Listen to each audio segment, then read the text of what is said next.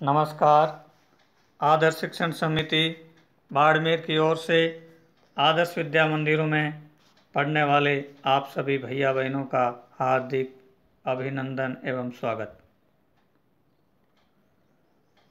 आज हम सामाजिक एवं राजनीतिक जीवन भाग फर्स्ट के अध्याय 2 विविधता एवं भेदभाव के बारे में अध्ययन करेंगे। अध्याय 2 विविधता एवं भेदभाव। पिछले पाठ में आपने विविधता के बारे में पढ़ा। कई बार जो लोग दूसरों से अलग होते हैं उन्हें चिढ़ाया जाता है, उनका मजाक उड़ाया जाता है या फिर उन्हें कई गतिविधियों या समूह में शामिल नहीं किया जाता। अगर हमारे दोस्त या दूसरे लोग हमारे साथ ऐसा व्यवहार करें तो हमें दुख होता है, गुस्सा आता है और हम असहाय महसूस करते हैं। क्या आपने कभी सोचा है कि ऐसा क्यों होता है? इस पाठ में हम यह समझने की कोशिश करेंगे कि ऐसे अनुभव हमारे समाज से और हमारे आसपास मौजूद असमानताओं से कैसे जुड़े हुए हैं। संसार में 8 मुख्य धर्म हैं। भारत में उन 8 धर्मों के अनुयायी यानी मानने वाले रहते हैं। यहाँ 1600 से ज़्यादा भाषाएं बोली जाती है जो लोगों की मातृभाषाएं हैं। यहाँ 100 से भी ज़्यादा तरह के नृत्य किए जाते हैं।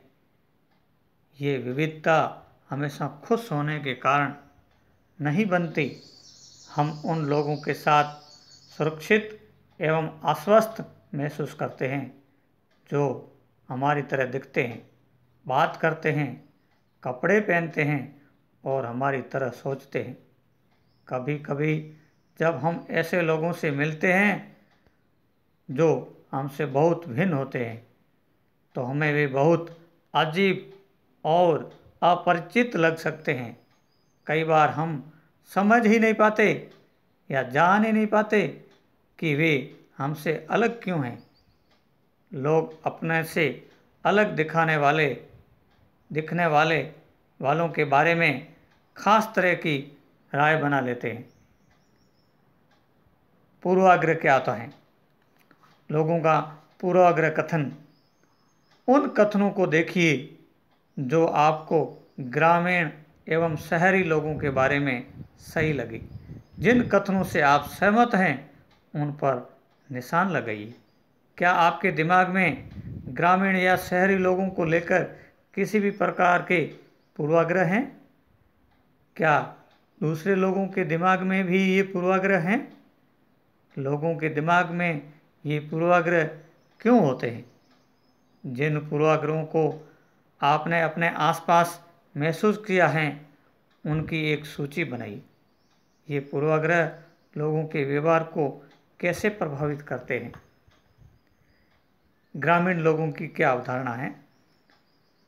लोग आधे से ज़्यादा भारतीय गांवों में रहते हैं। गांव के लोग बहुत पिछड़े हुए होते हैं और वे कृषि की आधुनिक प्रौद्योगिकी का इस्तेमाल करना पसंद नहीं करते हैं। फसल की बुआई और कटाई के समय परिवार के लोग खेतों में 12 से 14 घंटों तक काम करते हैं। ग्रामीण लोग काम की तलाश में शहरों की ओर स्थानांतरण करने को बाध्य होते हैं। शहरी लोग। शहरी जीवन बड़ा आसान होता है। यहाँ के लोग बिगड़े हुए और आलसी होते हैं। शहरों में लोग अपने परिवार के सदस्यों के साथ बहुत कम समय बिताते हैं। शहरी लोग केवल पैसे की चिंता करते हैं, लोगों की नहीं। शहरों में रहना बहुत महंगा पड़ता है। लोगों की कमाई का एक बहुत बड़ा हिस्सा किराए और आने जाने में खर्च हो जाता है। इनमें से कुछ कथन ग्रामीण लोगों को अज्ञानी की तरह देखते हैं, जबकि शहर में रहने वाले लोगों को आलसी एवं सिर्फ पैसे से सरोकार रखने वालों की तरह देखते हैं। जब हम किसी के बारे में पहले से कोई राय बना लेते हैं और उसे हम अपने दिमाग में बिठा लेते हैं तो वह पूर्वाग्रह का रूप ले लेती है। ज़्यादातर यह राय नकारात्मक होती हैं, जैसा कि कथनों में दिया गया है। लोगों को आलसी या कंजूस मानना भी पूर्वाग्रह है।